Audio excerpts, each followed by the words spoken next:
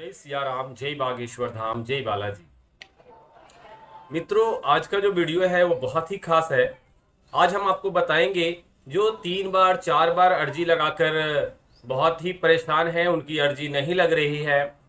और जो प्रथम बार अर्जी लगा रहे हैं वो मेरे पहले वाले वीडियो देखकर जो एक नॉर्मल तरीका होता है, जो जैसे बागेश्वर धाम सरकार ने बताया है, और बहुत लोगों से आप सुनेंगे कि अर्जी लगाने का सिस्टम क्या है, तो वो बहुत सारे ऐसे लोग बताए। तो जो प्रथम बार लगा रहे हैं वो मेरे पहले का वीडियो देख ले, अर्जी कैसे लगाते हैं उस हिसाब से लगाए।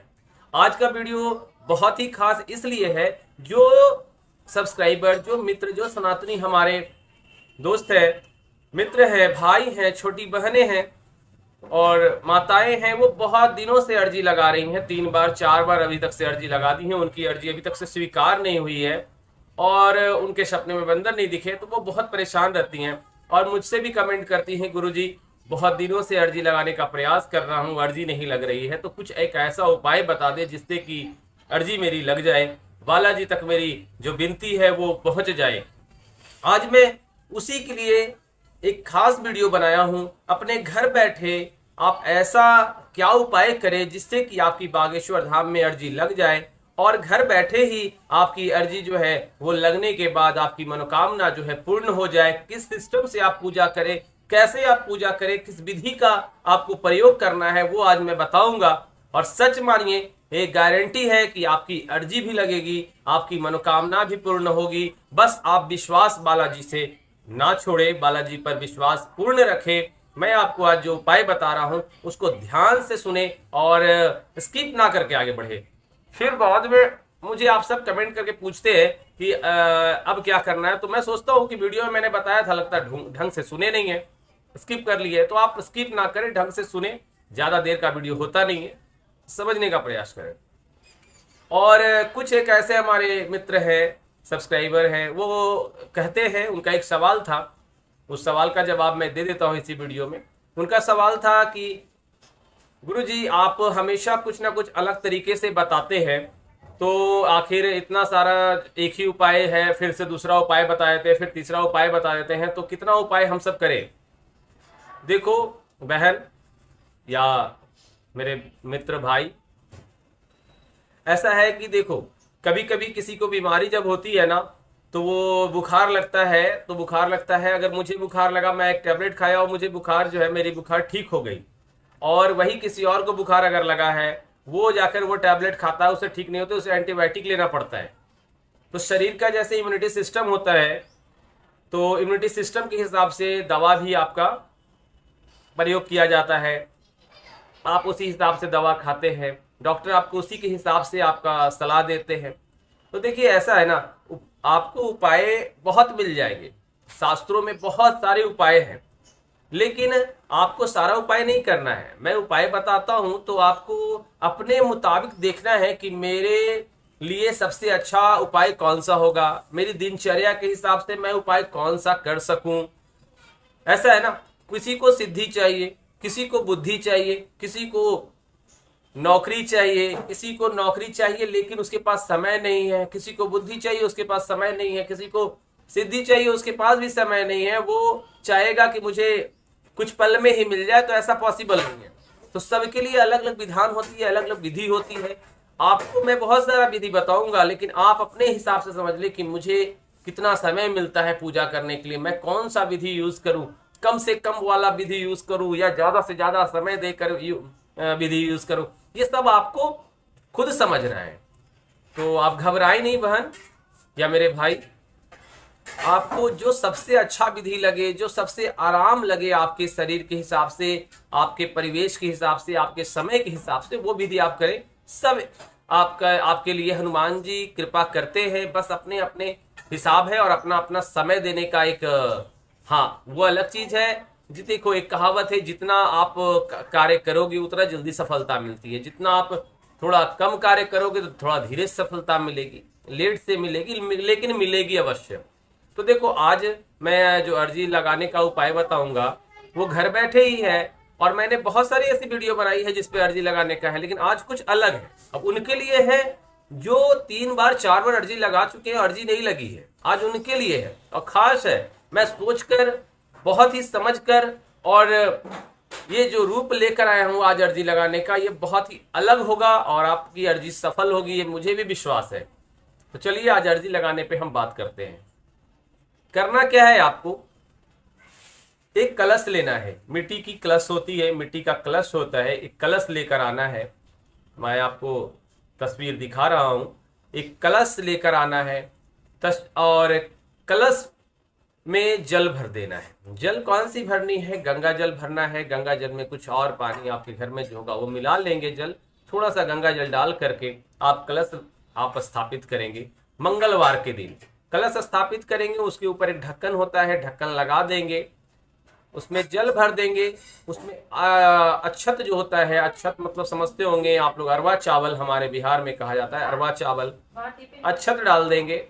उसमें आप कुमकुम डाल देंगे, उसमें आप सिंदूर डाल देंगे, उसमें आप चंदन डाल देंगे, यानी आप पीली वाली जो चंदन आती है वो डालेंगे, लाल वाली कुमकुम वो डालेंगे, सिंदूर डालेंगे, आप अक्षत डालेंगे और गंगा जल डाले हैं। और उसके बाद कलश को बंद कर देंगे और एक भोजपत्र रखेंगे। भोजपत्र कहने का तात्पर्य होता है जिसपे पत्तल, जो पहले हम लोग भोजन उस पे करते थे, शादी विवाहों में उसका यूज बहुत ज्यादा होता था। पहले पत्ता वाला एक पत्तल बनता था, उसे भोजपत्र कहते हैं। तो वो भोजपत्र ले ले, या फिर अगर भोजपत्र ना मिले तो पीले कलर का एक कागज ले ले और पीले कलर का कागज या भोजपत्र उस पे अपनी पूरी विनती जो है वो लिख दे, आपकी क्या मनोकामना है वो लिख दे। और लिखने के बाद उसे आप फोल्ड कर दे, पीला कागज है तो फोल्ड कर दे, पत्तल है तो उसे हल्का सा उसे भी मोड़ दे, मतलब दिखना नहीं चाहिए, उसे मोड़ दे। और मोड़ने के बाद आप जो कलश है, देखो कैसे, मान लो ये कलश है, ठीक है, आप यूज कर सकते हैं तांबे का कलश भी, लेकिन आप मिट्टी का यूज करें, ये ज्यादा अच्छा होगा। और 7 दिन का आपको संकल्प लेना है। मंगलवार को आप 7 दिन का संकल्प ले और कलश के, जैसे कलश के नीचे में, ठीक है, एक देखिए छोटी सी प्लेट होनी, देखो इस तरह से कलश होगा और इस तरह से एक प्लेट रखे। प्लेट पे क्या करना है कि आपका जो भोजपत्र होगा इस प्लेट पे ऐसे रख देंगे, या फिर अगर आपके पास वो कागज होगा तो कागज को भी इसी पे ऐसे रख देंगे। और उसके बाद उस पे आप स्वास्तिक बनाएंगे। स्वास्तिक, स्वास्तिक कैसे बनता है जानते होंगे सब आप। स्वास्तिक बनाएंगे उस पत्तल पे या उस कागज पे, स्वास्तिक बनाएंगे। स्वास्तिक बनाने के बाद इस तरह से कलश को आप रख देंगे, ढक्कन लगाकर जल भर के, और हनुमान जी के पास आप वो रख देंगे। ये हो गया आपका पहला कार्य। दूसरा, आप नारियल लाए हैं, आप नारियल रखे हैं अर्जी लगाने के लिए। नारियल, लाल कपड़ा, 5 लौंग, वो आप एक जगह बांध लेंगे। बांधने के बाद आप खुद का उतारा करेंगे, खुद का उतारा करेंगे 7 बार दाएं हाथ से, ठीक है, और फिर बाएं हाथ से उतारा करेंगे और दोनों बालाजी के तरफ छोड़ देंगे, हनुमान जी की तरफ छोड़ देंगे। उसके बाद उस नारियल को अपने सर पे इस तरह लगा करके और विनती करेंगे, 3 बार विनती करेंगे, जो आपकी इच्छा है, जो आपकी मनोकामना है। एक विनती को आप 3 बार कर सकते हैं, 3 बार करेंगे, एक विनती को दोहराएंगे, मतलब 3 बार दोहराएंगे। उसके बाद आप वो नारियल वाली अर्जी जो है उस कलश पे, जो ढक्कन लगा हुआ कलश है और बंधी हुई नारियल है, उसको इस तरह से रख देंगे। या फिर आप उसे चाहे, अगर आपके यहाँ चूहा या कुछ और परेशान करता है, कलश गिरने का डर लगता है आपको, तो आप उसे चारों तरफ से ईंट से या कोई ऐसा भारी भरकम चीजों से आप उसे रख दें, जो वो कलश जो है वो 7 दिन तक हिले नहीं। उस पे नारियल रख दे, या नारियल आप चाहे तो कहीं बांध भी सकते हैं अपने घर में, लेकिन मैं कहूं तो 7 दिन अभी आप रहने दे, उसी तरह नारियल रहने दे।